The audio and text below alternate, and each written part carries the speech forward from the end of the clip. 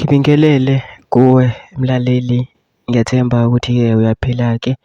Mina-ke nje ngizocela kuwe-ke laphana-ke ukuthi-ke mawukuthi-ke usamusha-ke kulona-ke ikhasi-ke leli-ke, noma-ke kuwukuthi-ke uyaqala ungena kulo-ke, wenze nje kulungile-ke laphana-ke ungixhase, ungaphumi ungacindezelanga-ke ibhathini usubscribe nje akubiza imali, kumahhala nje ukhishwe nesenti-ke lemnyama-ke leli kwenza ukwazi ukuthi-ke uqhube uthole ezinye-ke iy'ndaba-ke ezintsha-ke ey'shisa phezulu engiza nazo ngikufakela zona-ke kulona-ke ikhasi-ke leli. Ukuze ungakuphuthelwa lezo y'ndaba manje njengamanje ukuthi-ke ungabe ucindezela-ke ibhathini usubscribe njengamanje. Udaba-ke lona-ke namhlanje-ke la ey'ngenayo-ke zithi kutatazela nogqihile iyasho eMawuzane. Amaphoyisa asedubule abulala owesilisa.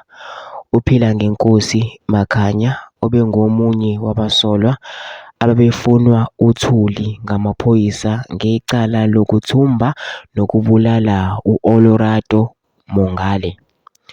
Kuthiwa amaphoyisa amfikele efletini eManzimtoti lapho kade eqashe khona, athe uma eqhamuka asengaphandle wavulela ngenhlamvu esewindini ngaphakathi endlini, abese ayabuyisela-ke nawo amaphoyisa amshaya wakuyeka ukuphefumula. Nguye-ke odubule kuqala.